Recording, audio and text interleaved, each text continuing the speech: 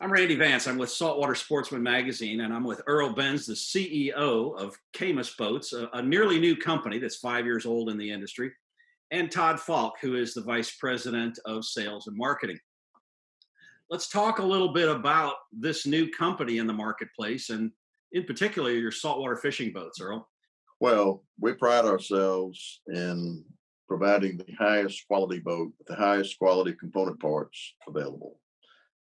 They are, that's our motto. Well, I don't, I can't argue with that. Having been on a couple of them myself and been on a lot of boats, you guys are putting premium stuff on there, and you're doing it in a very precise yeah, and there are people that don't. If there's a switch that we pay $25 for, that's going to give a lifetime of service, compared to another switch that costs $1.50, they'll get it off the showroom floor.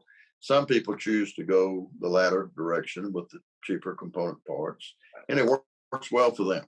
It's not, I'm a fisherman, I'm a boater. I don't want to go down. When I go to my home in Stewart, I want to go fishing. I don't want to be replacing switches, replacing pumps, working on boats. Give me a live well system that works. So I'm throwing that cast net for 2 hours trying to catch some pilchards. I don't want them suckers dying. Exactly.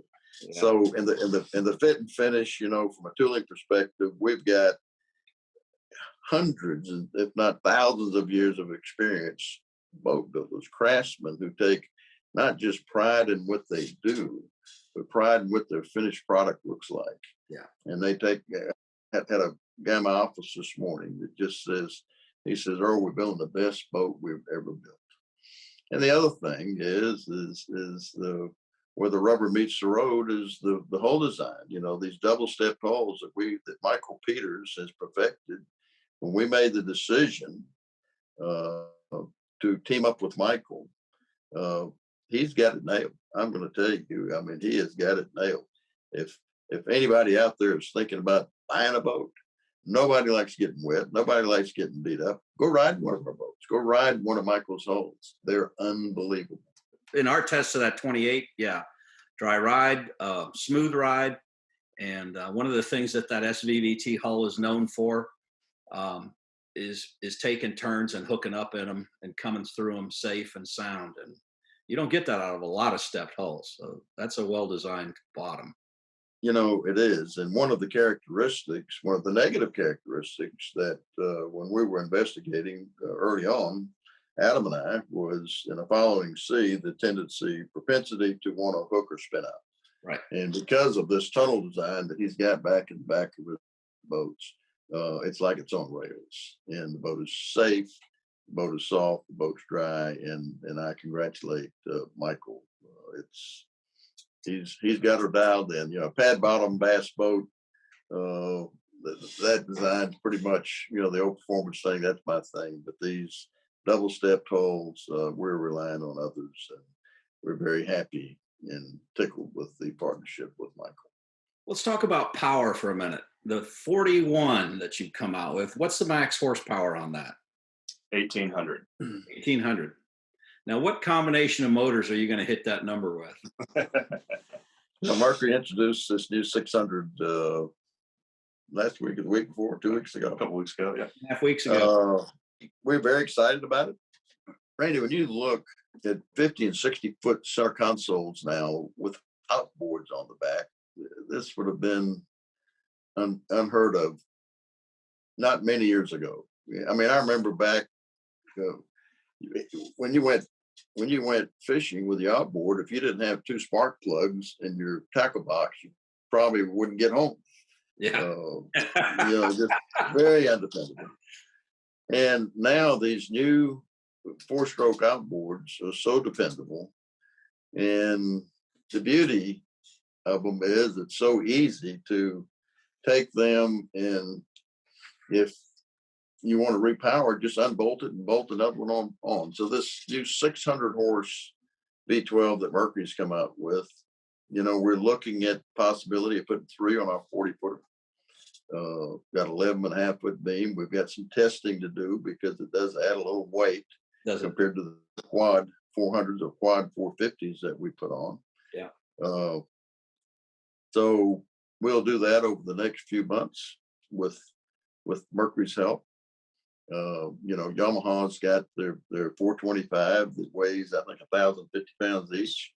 On a 34, that boat with twins, twin 425s does a great job. Triple 400s, the 450 Mercs does a beautiful job as well. Yeah, and I'm certain that this V12 that they could probably squeeze some more horsepower out of it. I bet they can. They'll supercharge it or something. Oh yeah, no doubt. It's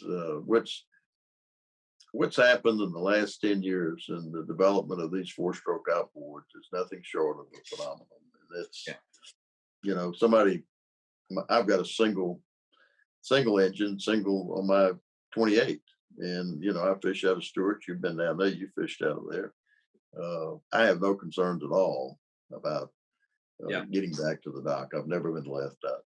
No. I've never turned the key that I didn't get a reward. So, another thing that I've noticed about your boats, there are two things. Style, for one. You can walk through a marina and yours will stand out. There's something about the lines of it, the coloring of the sides and how they align with the lines.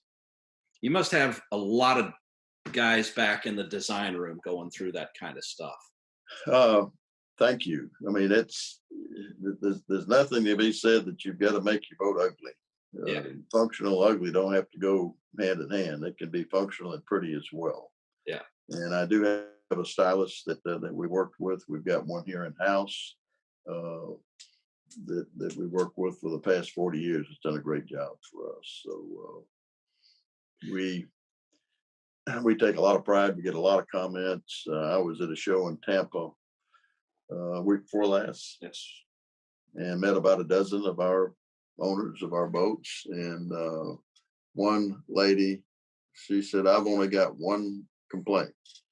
She said that every time we go to the public boat ramp, it takes us too long to get our boat in the water because everybody wants to come look at it.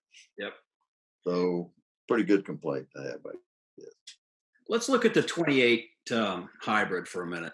Give me, what are your, and I'd like both of you to answer this. Give me your favorite feature on that boat.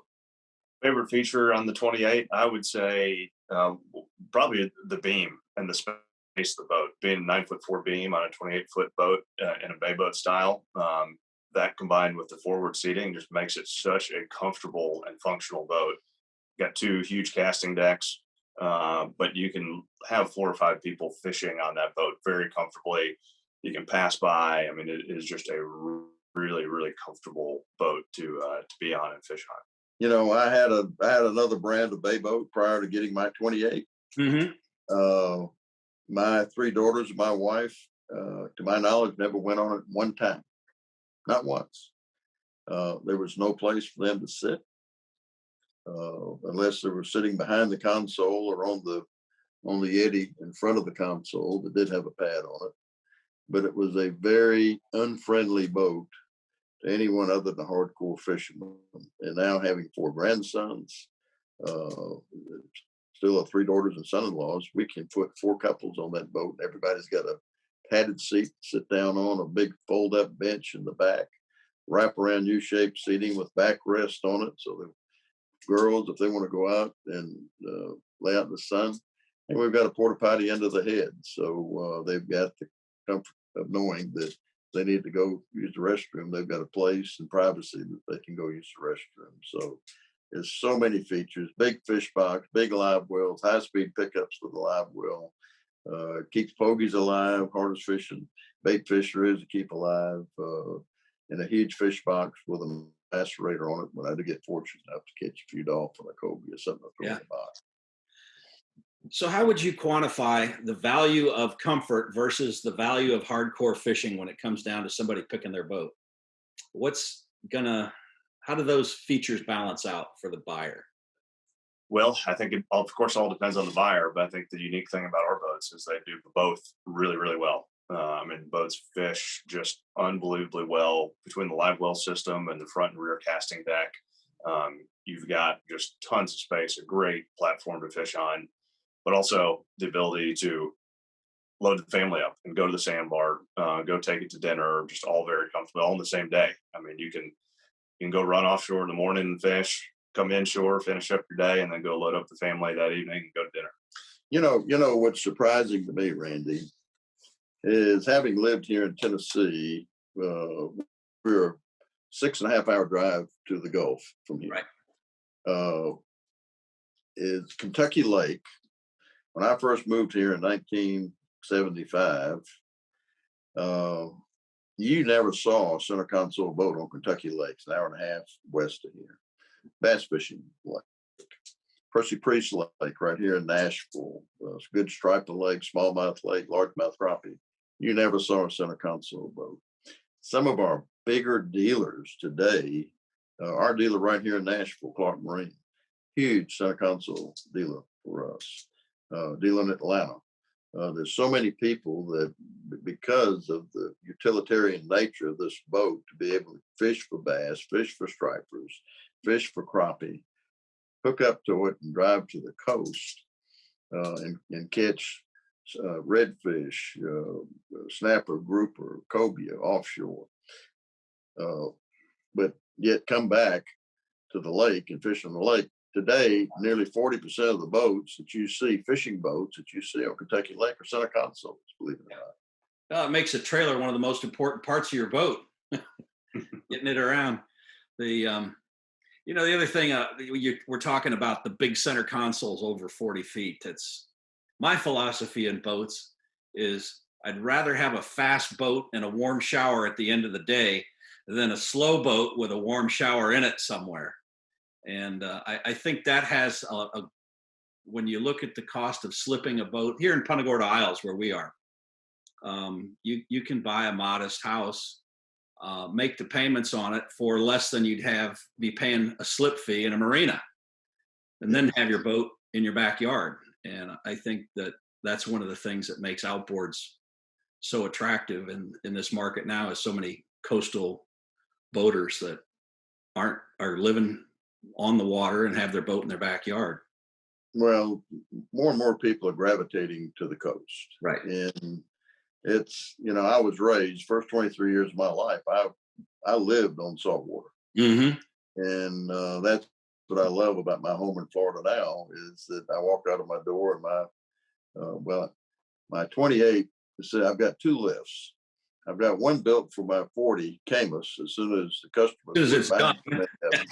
So I can build one for myself, but that one's vacant right now. But my 28, I'll be on this weekend. I'll guarantee you that. Well, when you get your 40, call me. I'll come and test it. We need to do a video on that one. There you go. We'd love to run over and chase some yellowfin. That's one of the most fun parts of my job. Well, it is the most fun part of my job. I just really enjoy testing and videoing the boats. I can't help but be enthusiastic about them. And when you get a chance to get on a boat like yours, that, one of the protocols I write for Boating Magazine a lot, one of our protocols is always say, something can always be improved. We could do this a little bit better, or you could change this, but it would cost you this. I have a hard time finding those points on your boats. We had the luxury of looking at what everybody else was doing. Right. And visiting with some of the best saltwater dealers in the country. And we do. Adam and I got on the plane. We flew around, met with some of these dealers and other designers, and got a lot of input before we decided exactly what to do on these hybrid models. So like anything, when you finish it, you say, well, maybe we could have done this a little differently. And we're tweaking some things right now on the boats as we go along. But nothing's perfect, but boy, it's pretty dang close. I'll attest to that.